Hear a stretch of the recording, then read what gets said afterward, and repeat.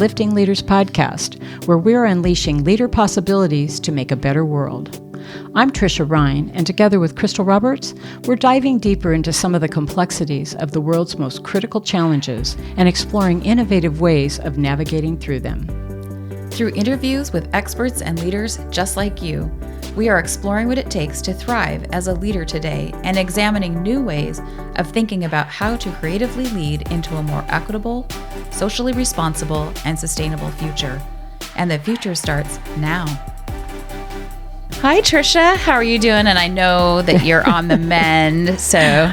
Yes, if I sound a bit frog-like or I sound like a different person, it's because my voice is in another world right now. Yeah, this is actually Tricia Ryan. It may sound like someone else. but I'm here. It's you. Yeah. And Thanks. We know that you are taking care of yourself, so we want to make sure that people recognize that. I think you sound worse than you feel. Yes, I do. Thank you. Yeah, I've already had all that. That's behind me. Right? Yeah. It's just, I'm hoping that this part goes away pretty soon because I'm sure our customers are going to love that. Anyway, this is a Gems Day. We're doing gems. We had Carole McCluskey with us last week, and oh my gosh, that was fun.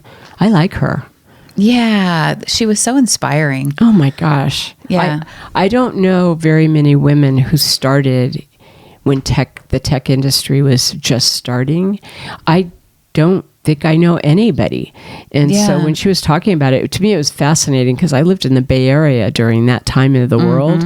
And I remember all those tech organizations starting up. Startups were happening daily, right? Yeah. All over the place. And some of them went on to be amazing things like Intel and even like, Yahoo and Google and all those people. But I mean, it was a big deal. Yeah. And so it was cool to hear her talk about being she's like a pioneer. For a woman, for sure, a pioneer in the industry. That's cool. Yeah, it was. I loved her stories. They were great, and what a great example of a fabulous leader. And I love that we're bringing more of those people onto the podcast to share their stories. Yes, I agree with you. I mean, we're talking about thriving in 25, and one of the things that we're talking about is how people show up, and how their story brought them to this moment, but what they're using that for now, or how they're taking it to the next level. Yeah. And she's doing so many things. She's consulting now. She's sitting on boards. She's actively seeking being on boards, which is great. A lot of energy. Yeah. And when you and I were talking about this Gems episode and thinking about what she brought us last time, as well as kind of what's going on in the world, we thought we'd focus this one on courage. Yes. Yeah, because absolutely. She had so many courageous acts that she talked about. Even when she was talking about her bicycle trips, I'm like, that takes courage to just get on a bike. And I know there's a lot of planning that goes into it, but taking that ride, now she's done 2 sides of the United States and she's got 2 more to go. And that's pretty exciting. It's amazing to me, especially when you think that, she probably did a lot of homework on the front end, right? To make sure that she knew where she was going, but they had never been there before. They were hitting new territory every day. And that in itself is courageous. It is. It really is. Of course, spending her whole career in tech, just as you were talking about, and all the changes that she's seen. But oh my gosh, being a woman in an industry that is predominantly men, that takes a lot of courage. Well, and she was so successful and is so successful. Highly successful. I mean, going in and being a tech, going in and being a practitioner or some kind of, who knows, probably welding printed circuit boards and things like that. She did talk about that. Yeah. And then, like the next time you turn around, she's like the COO or the CEO. It's like, wow. Yeah. How'd you do that? She had lots of success. You can weld a circuit board. You could be the CEO of this organ. No, I'm kidding. She amazed me though. I mean, I'm sure people just saw something in her, we saw it. Yeah. But the courage that she showed in giving feedback. She talked about that and how important it was to be able to give people courageous, honest feedback that mattered to them and helped them to sometimes exit the organization because it wasn't the right role for them, but sometimes to really take opportunities that they might have not seen that they were ready for, by encouraging, but she saw that they were ready for. Yeah. And then you said something that I thought was brilliant as well. And that to me, and I really appreciated that you brought up the idea of the courage of a person who is in that situation, who is not making it in a position perhaps, or who sees that this is not the place that they necessarily wanted to be, or maybe not the position they wanted to hold, or that they have other aspirations that they didn't realize until they got into the job. Being courageous enough to admit that and to share that with the leader is courage in itself, but it's also real huge strength, to be able to say that. That's vulnerability at its best, and that's the kind of person that, that's somebody who doesn't really have to fall on resilience or have to, step into resilience. They're resilient to begin with. They're living in resilience. And that's somebody who is courageous on a daily basis, right? Yeah. And that's what we hope for. Right. We want people to be, we don't want it to be an event necessarily. Courage is something that we're going to learn about that a little bit, but it's a skill. Yeah. Right? Yeah. It doesn't have to be a big, huge, heroic event. Right. Or a heroine event, but it does need to be something that you think about on a daily basis. So you found this great article. We'll talk a little bit about that, about how to actually be courageous kind of in a strategic way. We wanted to start though with a quote. I just love this quote that we often hear Brene Brown refer to. And so we thought we'd start there. And this quote is actually from Theodore Roosevelt. I thought it was really made a lot of sense given where we are in the world right now. And we just really need people to step up and be courageous. Yes. And there are a lot of examples of people who are doing that. So this quote again is from Theodore Roosevelt. "It is not the critic who counts, not the man who points out how the strong man stumbles, or where the doer of deeds could have done them better. The credit belongs to the man who is actually in the arena, whose face is marred by dust and sweat and blood, who strives valiantly, who errs, who comes short again and again, who at the best knows in the end the triumph of high achievement, and who at the worst, if he fails, at least fails while daring greatly." Yeah. Love that. It's interesting because, you said it's not an event. It's not, we were talking about that for a second. And that it is, in essence, a skill. But I often have heard, oh, that's so courageous of you. Or you're so brave. Not me, but just out in general. And it does make me stop for a second sometimes and think, is that an anomaly? Or is it just the way people are acting on a regular basis? Is it just the way you are? Is it part of your fabric, right? And it's not something that only certain people are. And that, to me, when someone calls that out, it makes me wonder how uncomfortable they are in their own world being brave, or if they've not had an opportunity to practice that without some kind of consequence, right? Yeah. So, I think that in itself takes bravery to do that over and over again, even if it doesn't land the way you want it to, right? Yeah. So it doesn't always end the way that we want it to end, but the mere act of that matters. Yes. I was just listening to a podcast that was referring to demonstrations and how some people feel this is a passion for them, that they can actually show up and demonstrate. And other people stand on the sidelines. But even if it's a small demonstration, it does matter. Because when things are happening and they don't feel right, they feel out of what we would consider sort of the norm, or what we would think would be ethical, or we think that it's not right. That if we protest, and even if it's a small protest, people see it. They can see that, there's other people who actually think that this isn't right. And so even if they don't join the protest, they still are affected by it. Right. Because they recognize that they're supported too.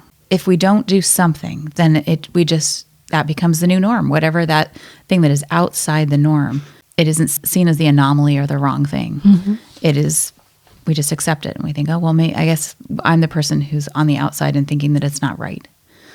You said a couple things that made me think that I want to talk about it a little bit. But one is that sometimes somebody will feel something, they'll get passion for it, or they'll feel that maybe it's against their values. Yeah. Maybe it's something that it's so different from anything they've ever experienced that it seems wrong, and it seems wrong enough that they want to stand up and say something about it, right? And I think that's beautiful, and I know we're seeing that a lot right now.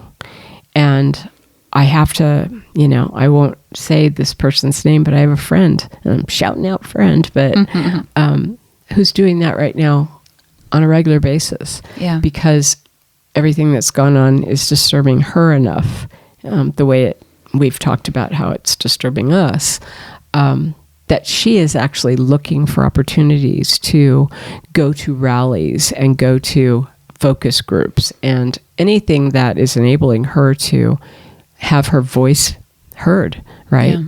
And I'm so proud of her for doing that, because she's always been a very quiet person and always stood in the background serving others all the time. She's always in service of other people. But I'm seeing her now actually leading the charge in some cases. She has asked me, would you like to go with me to this?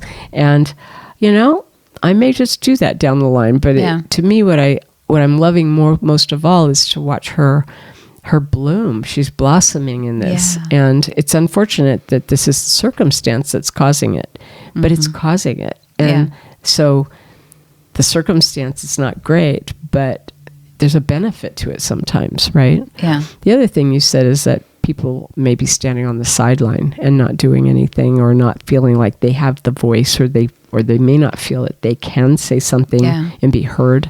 And I would just say, sorry, it's just that yet, and that's kind of what they were saying, is like, you might not participate the first time, you might not participate the second time, but you might the third time. And if it's those people that continue to show up, right, that will eventually draw people in, whether it's the protest or they're signing a petition or they're going to their local school board meeting. And that's the point. Yeah. And that's the point I think that needs to be made, is that it's, if you're standing on the sideline, that doesn't mean that you're not a participant. It doesn't mean that you're not supporting. It does not mean that you're not being brave, because in some cases, if you're standing on the side of a street and there's a protest going down the middle of the street, you're standing on the side of the street during that protest. Yeah.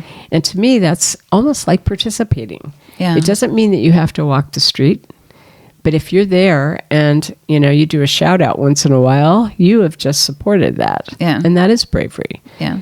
And even just learning more about it and then making a decision about what you want to do. Yeah. It doesn't matter what side you're on. In my view, it does matter for me, right? Mm-hmm. But we all have our own view of what is important to us. And so being brave around that is important. And it will influence other people in one way or another. Yeah. And so, it's just that you have to be ready for what that looks like too. Right. So we're going to talk about some of the steps right now, but and we did talk about a little bit consequences, and I think the other thing, just before we jump into this, is the recognition that depending on who you are, so what gender you are, the color of your skin, your religion, so many different factors. Mm-hmm. Some of us have less consequences for standing up and sharing our voice. Mm-hmm. And we need to be aware of that. And that it's okay if it's too dangerous. Yes. Feels too risky for other people to raise their voice, to, as we would say, be courageous. Mm-hmm. Just showing up every day for people can be courageous. Just going to work every day can be courageous. And we want people to be safe and to feel good about what they're doing. I agree with that. I think that is so important, and I think it's critical for people to keep that in mind as they're going forward. I also believe that for those marginalized groups that are feeling that that's not something they can do in a public setting or in a larger setting, that doesn't mean that if there are a few people in your world that you want to talk to about that, that's a conversation, and that is courageous as well. Yeah. It's having that conversation and voicing your own opinion and voicing your views on things, and then hearing the conversation that comes from that opens the world, right? Yeah. That's what starts getting people talking to each other. That's what community, that's how it starts, right? Yeah. And so it's important. Yeah. It's important. And always coming from a place of love. Yes. I think that's really important. And so how do we, I think giving love is an act of courage. How do we love our neighbor? How do we make sure that, and I know this is, your super skill, right? Your superpower is making each person that you come in contact with feel valued and feel loved. And that makes a difference in the world too, right? Is to be able to put that kind of energy out there. That's everything. Yeah. In my world, it's everything. And it's like, if we're not, in my view, and it is my opinion, and I get that, but if I'm not here every day to make a difference like that, or to show somebody else the difference they make, then I'm not, what's my purpose? For me, that is my purpose. And so I'm okay with other people not having that purpose, but I hope they realize that whatever their purpose is, I'm going to try and figure that out and capitalize on that, because I think it's important, right? Yeah. It's important for them to be able to shine. We all have to shine somewhere, right? Yeah. I do say, though, you said coming from a place of love, and I agree with you. And these days, it's very hard. It is hard to find that. Yeah. In fact, I'm finding it a lot easier to be courageous without the love. Mm-hmm. And it's unfortunate, because I know that that's not always a place that is, I don't know, it's not always viewed by a lot of people as helpful, but that's where a lot of people are right now too. You know? I think you can get crazy with a lot of crowds of people who feel the same way. It's almost like mass hysteria or something, right? Yeah. We want to be careful of that. But I also think that we're at a place right now that if we don't get it out, it's going to fester, and that could be even more dangerous. So I'm off that. I'm going to get off that topic. I think that there's room for all, right? And there's rage for sure, and there's anger, and there's disappointment, and there's grief. Yeah. And we have to feel all of that. We can, use that as fuel. Mm-hmm. And we want to act from a place of love. Like I love my country. I love my family. What are the things I love? Education and the schools. Mm-hmm. And so how can I show my love for these things, but as well as get some of my energy from my anger and my frustration to move and act. It is moving away from bitterness and into love. And I think I agree with you. I think that makes so much sense. Yeah. And putting your love for those things in the forefront is so much more important than your dislike or in some people's heads hate for individuals, or entities. I think that's the part that gets destructive, right? And we have to be careful of that. Yeah. So we can be courageous without being destructive. Without being destructive and without hate. Yeah. So I love this article that you brought us, Finding Your Courage to Speak Up When It Matters Most, by Ron Carucci. Mm-hmm. This came out of Forbes, and it came out of Forbes from a few years ago. So, but I was combing, and I kind of loved the title. And then when I started reading it, I went, oh, okay, I really like the whole article. But I love that really what Ron did was he was writing an article based on a book that was written by two professors at University of Virginia Darden School of Business, and that's James Descartes. I think he was the one that actually wrote the book, and then John Coley, who is also a professor at the business school. They wrote a book, or he wrote a book. Descartes wrote a book called "Choosing Courage: The Everyday Guide to Being Brave at Work." And while this isn't all about work, we're talking about being courageous in life, but at work, there's something to be said for it. And I think we have a couple of interesting opinions about courage and work. Yeah. And we could talk about that kind of closer to the end. But let's kind of talk about some of the steps. Yeah. They were talking about how, people sometimes think about courage and they attach a name to it, like Martin Luther King was courageous because he did the march on Washington, right? And he spoke on, I've got a dream in front of thousands and thousands of people, and the man was killed, not at that point, but he did a lot of things that were risky and courageous, and it made a difference because even to this day, Kamala. Yeah. I thought, obviously she was super courageous. Michelle Obama. Yes. Pink. Yes. I think there's so many examples that we can give of people who have been courageous that on a big scale. Yeah. Yeah.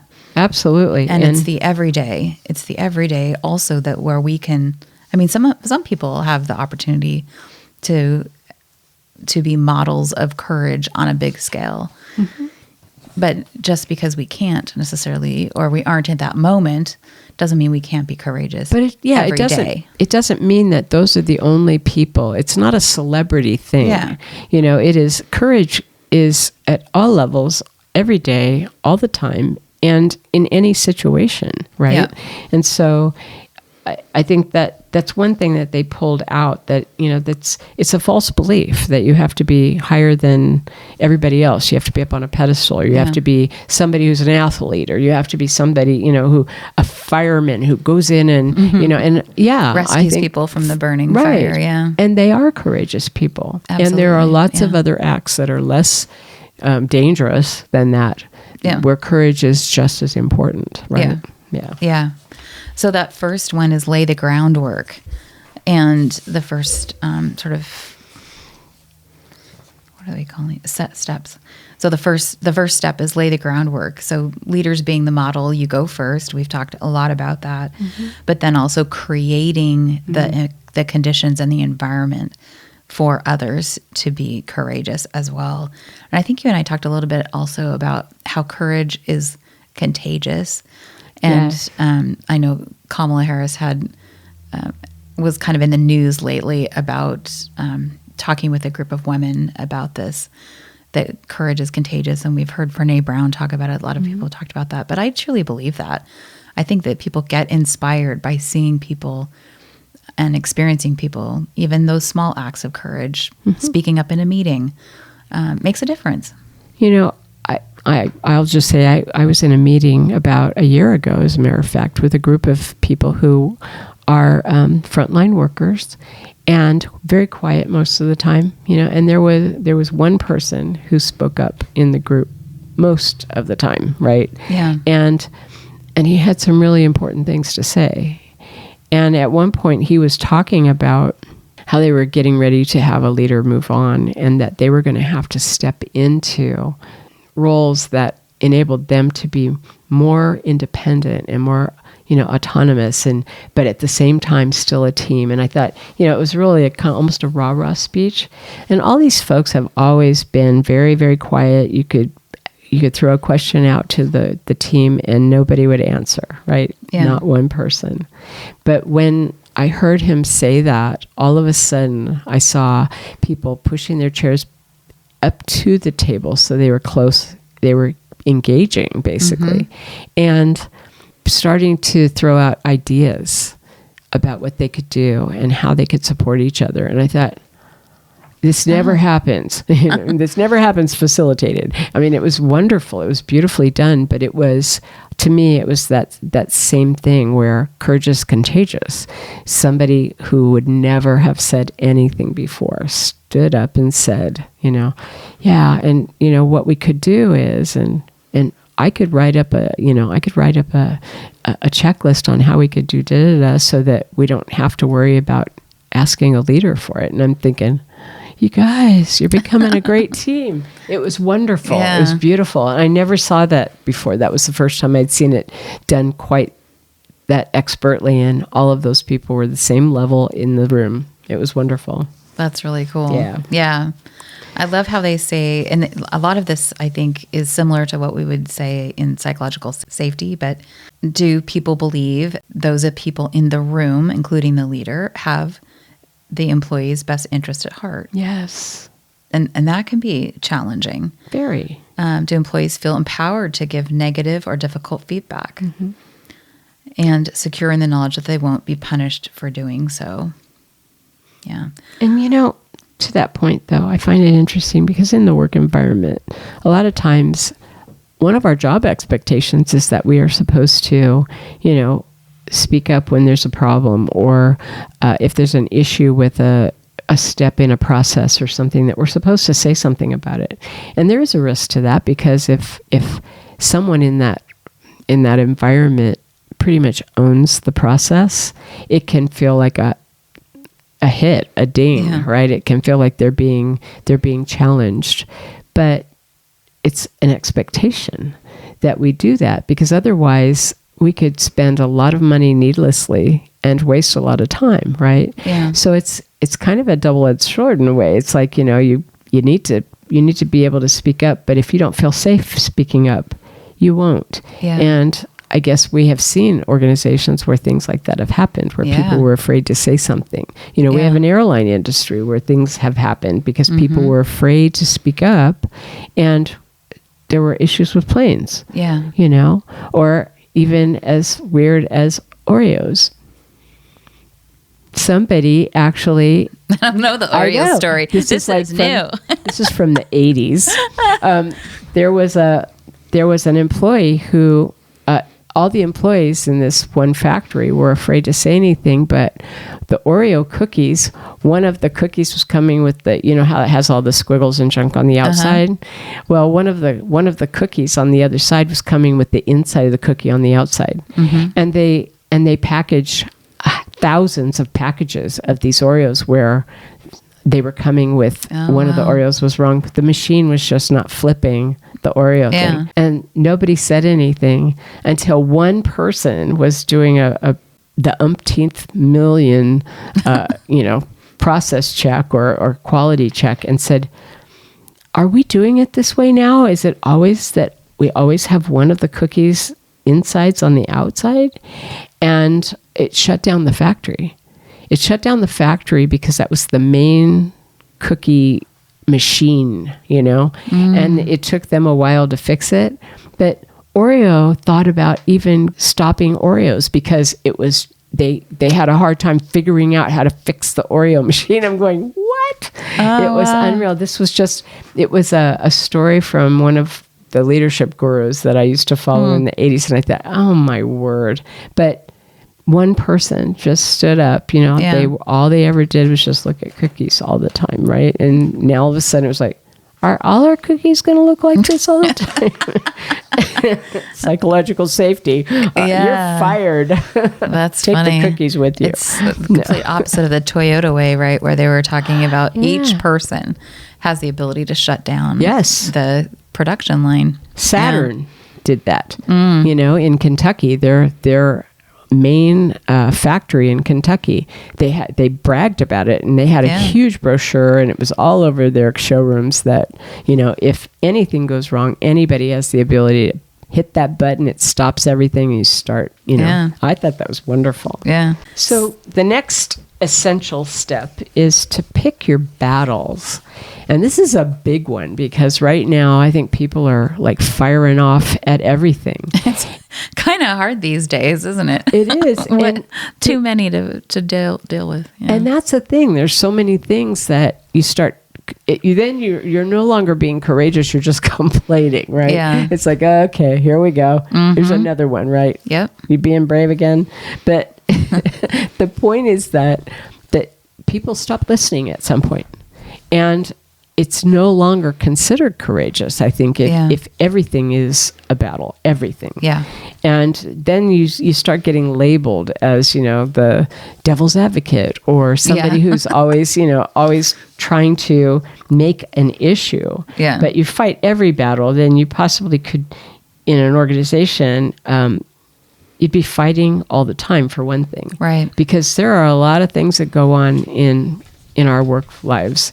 And they're all things that we work towards, but we don't have to do every single thing right this very second. We don't have enough manpower, money, or time, right? Yeah. So what are the things that are most important? What are those things that are going to make a huge difference?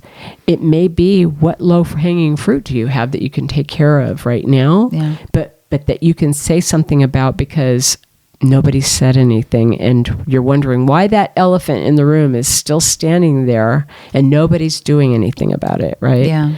And that's really, it's like, what is most important to you? And if it's that important to you, stand on it, stay with it.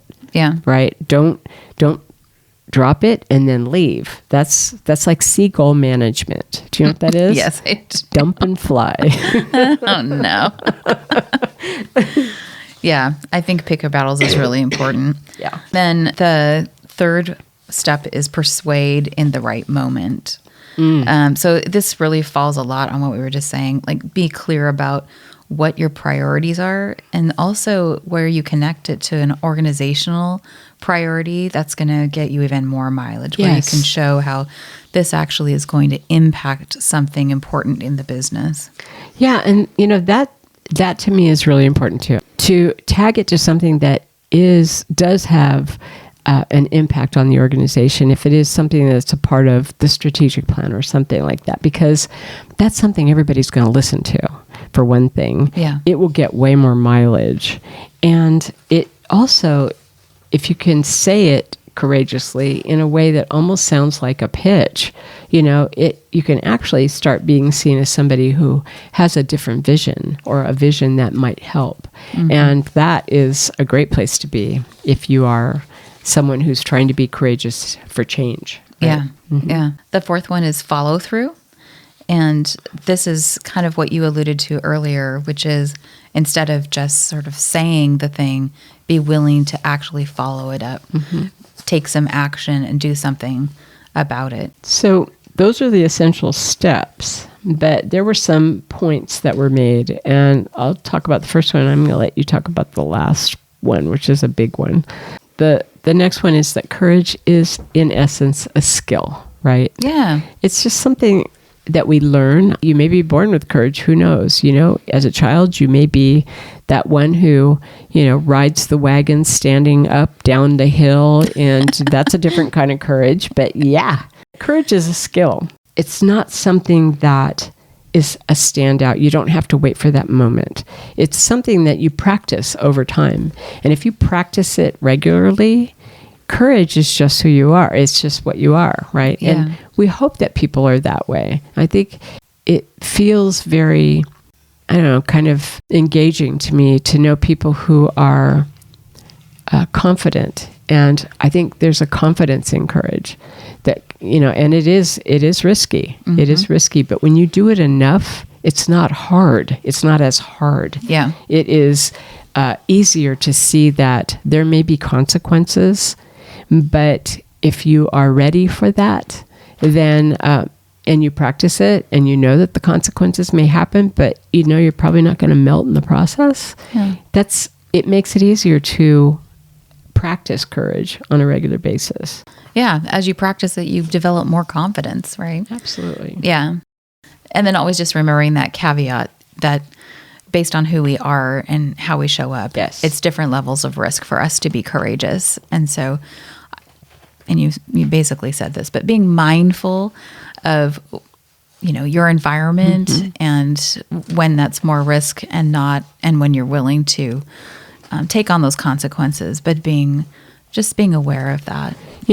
I'm just going to say this out because right now we know that so much is going on in the world, and there are people who are being courageous and they're taking risks and saying things that are, and not being quiet about it. Mm-hmm. And, I applaud a lot of them. Yeah. I also am concerned for some of them because I know that we live in a world, America is probably, we're a country that believes in our freedoms. Comb the environment when you're going to be courageous, think about it. Think about what you're going to be doing, the audience you're in, what you're going to be talking about or what you're going to be courageous about, and be ready for whatever might hit you. It might be that people, yell at you. It may be that you get somebody that shoves you. You might get a tomato. It might be there might be all sorts of things, but be prepared for the fact that these days, especially because we live in a kind of polarized society right now. I don't believe it's always going to be this way, but right now I feel we are. And with that being the case, I want to make sure people are very careful about what they do as they're being courageous. I don't discourage it. Yeah. I just want to make sure that we're keeping our eyes open. Yeah. Yeah. And just respecting that not everybody can be courageous. There's more consequences for some people for being courageous. Yes. Yeah. The last sort of thought around this is workplace courage is paradoxical. So in other words, if we actually are creating this environment, creating this culture where people can speak up and can give feedback and have tough conversations about challenging issues, if we've done our work there, then it shouldn't feel courageous. Right. So that's the paradox. Yeah. It's like, if I'm doing this on a daily basis, if I'm speaking my mind and I feel safe in my environment and I trust the people around me and they trust me, am I being courageous? Yeah. It's just the way we do things around here. It becomes the norm. That's our goal. That's our goal. Yeah. Is to create these environments where it doesn't take courage to actually bring those sort of things up. There's a thing in the last paragraph. It says, a truly courageous workplace is one where nobody has to be courageous. Yeah. I love that. Yeah, I do too. So we hope you've enjoyed our exploration of courage. There's so much more that could be said, and maybe we will say more in a future podcast, but we wanted to just recognize that in these challenging times, that it is a skill. I think that was one of the things that both of us really resonated around on this. It's not something you're born with. We can all be courageous every day, even in small acts. And maybe those small acts are being kind to each other. You can learn it, right? Yeah. And we are both truly grateful to Carole McCluskey, who brought the spark that we needed to talk about this, right? Yep. And, it was just lovely having her on. I hope we get a chance to talk with her again, once she's taken on her next adventure, perhaps another bike ride or something. That would be great. But it was good learning for me. I think this was a great topic, I felt it was a great topic today. And I needed to hear it and talk about it. So I hope our listeners felt that it was worth their while today, because it's important stuff. Yeah. So we would love to hear from you. What are you doing that you feel is courageous in these times? And send us an email. Send us an Instagram note. Do let us know. I need to jump in here a little bit. We have had several people send us emails and shows of interest. And I do want to let you know that we had some technical glitches, and those are behind us. So I will be reaching out to you, and we are both very grateful that you've been sending them. We'll get back with you very soon, within the next few weeks, and would love to have a chat with you about your thoughts and what you would like to do. Yeah, great. All right, so let's keep that conversation going. If you have questions or comments about the show, you can find us on all our social media channels at lifting_leaders. We have so many exceptional podcast episodes coming up with more fantastic guests, so be sure to subscribe to our podcast on Apple Podcast or wherever you listen. And as Trisha was saying, we had some technical issues a while back, and so we are on a new platform. If you're listening to this, you've probably found us on the new platform. You can just search for us, Lifting Leaders Podcast. We are now on a lot more platforms than we were before, and we're seeing those numbers go up again. So we are grateful for that, and we're glad you found us. Thank you. If you know someone who would find this episode inspiring, share it with them, text them, email them, or take a screenshot and share it on your Instagram and tag us at lifting_leaders. If you'd like to know more about us, our guests, or the show, please go to our website at liftingleaderspodcast.com. You'll find our show notes there as well. If you're looking for help in developing your leaders and would like a growth opportunity yourself through leader coaching, please contact us through our website at www.liftingleaderspodcast.com. Thank you to Ari Chance Roberts for his technical support of our show. Finally, please take 30 seconds and follow us. It helps you because you never miss an episode, and it helps us because you never miss an episode. To follow us, go to the Lifting Leaders Podcast show on Apple Podcasts, Spotify, or wherever you listen. Then just tap the plus sign in the upper right-hand corner or click on follow. While you're there, if you're willing to give us a 5-star rating and review, it really helps us. And share that episode with a friend. We'd be so grateful. Thank you, Trisha, for another very interesting episode. Yeah. It's inspiring me to think about what can I do that would be courageous. Yeah. Thank you, Crystal. It's fun. Many thanks to you, our listeners. We appreciate you. Find ways every day to lift each other up. Have a fantastic week. Take care.